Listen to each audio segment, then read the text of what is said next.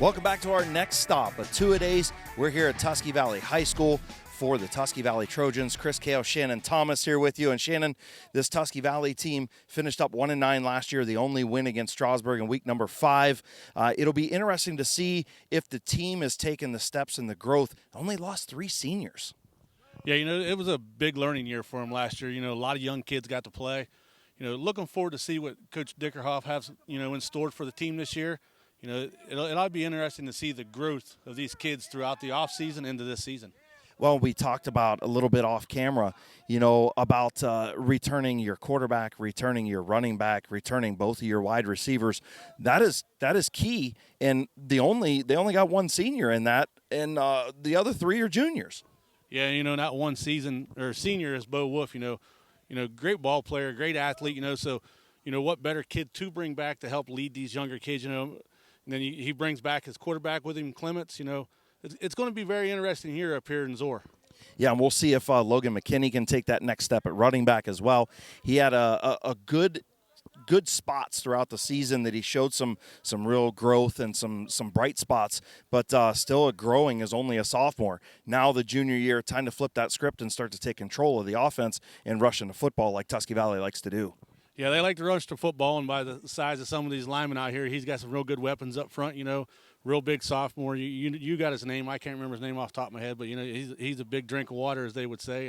And they got some good guys up front this year, still young, but hopefully the weight room this offseason helped them, and the line can take that next step, because I think that was one of the weak spots last year on this team was the offensive, defensive line. And if those guys grew, they'll help those skilled players who are returning. Here with head coach of the Tusky Valley Trojans, Greg Dickerhoof. Coach, getting ready to start your 3rd season. Last year, obviously, didn't turn out the way you wanted, but you had some momentum towards the end. Talk about your season last year and just the trials and tribulations with a young team. Yeah, we were young last year. We were thin last year as the year went on. Our league's very tough. It's a gauntlet there at the end, and we started to experience some injuries. And, but I thought we got better. Our young guys all had an opportunity to play. So I feel like going into this year, hopefully we're going to build off that momentum and build off that growth. Coach, last year's win against Strasburg in week number 5, 35-14, was a good win for you guys. You add Malvern and TCC this year. You lost East Canton and Strasburg on the schedule, that 1 win last year. Talk about how your schedule's kind of setting up and everything this year. Are you happy with where you're at? I think you're always happy. I think I'm happy with our schedule, where we're going. Again, our league is we're in a really tough league. You always look at those first 3, very good opponents, Waynedale, Fairless, and Tuslaw, 2 old pack rivals for us. And it's just a real tough schedule from there. We have then our small school kind of crossovers in Malvern and TCC, 2 really tough opponents. And then we get into the meat of the IVC and, Garaway, Ridgewood, Indian Valley, Sandy Valley, Claymont. And it's just, it's a tough league, and I think all the better for it for us. And all the better that we are when we have to compete against teams like those. Coach, we talked a little bit earlier about, just the growth that the team has had. Obviously, you return quarterback Cole Clements. You also return Logan McKinney, Bo Wolf, and John Leffler on the offensive side of the football. Talk about their growth as from juniors to seniors now.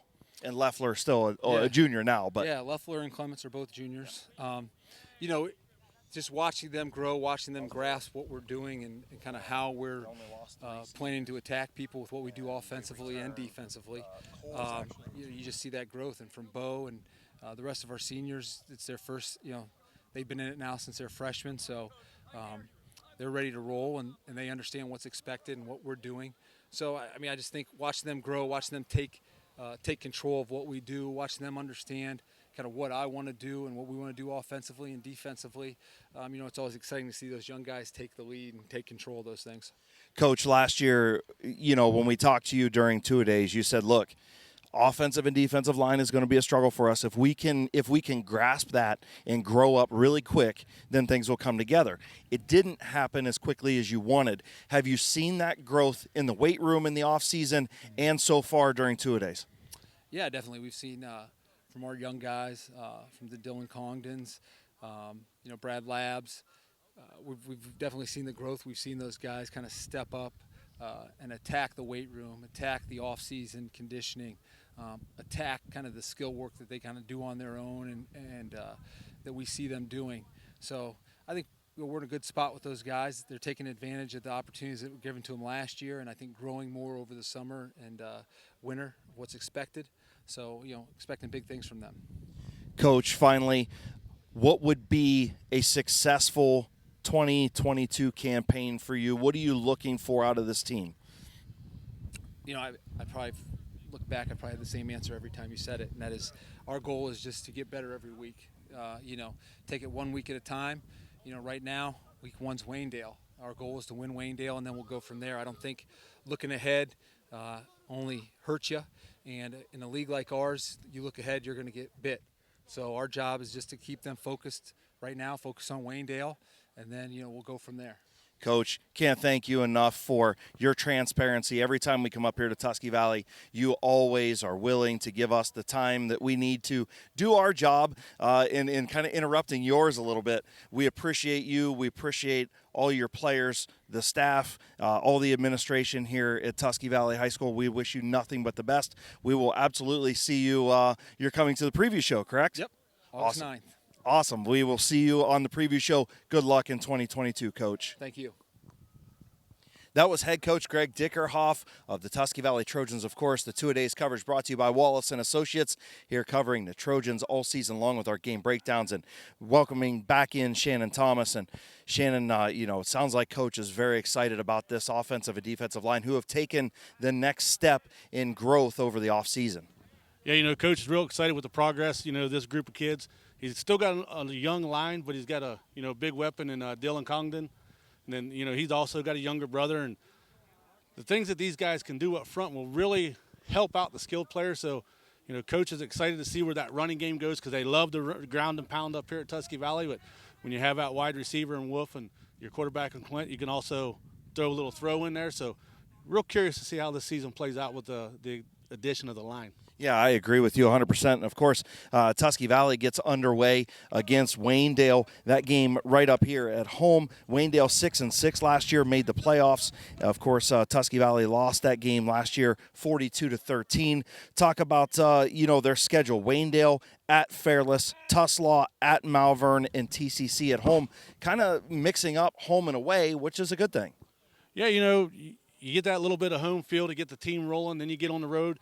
And those are some real good games for them. They could easily start this season with, 2, 3, 4 wins or 2, 3, 4 losses. It just depends how these players will step up. Yeah, I agree with you. And the back half of their schedule gets a little bit tougher. That's when you run into that IVC gauntlet, Shannon. Of course, they got to travel down to Ridgewood in week number 6. They get Claymont at home, Garraway at home, and then at Indian Valley and at Sandy Valley to end the season.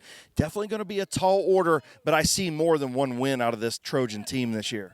Yeah, I see them picking up multiple wins this year. Like you said, that IVC gauntlet's kind of what hurts them a little bit because they're not as deep as some of these, top IVC teams. You get Indian Valley, Ridgewood, and Garraway come in, they're loaded on the back end with plenty of depth where these guys struggle a little bit. So hopefully the off-season workouts got them a little deeper.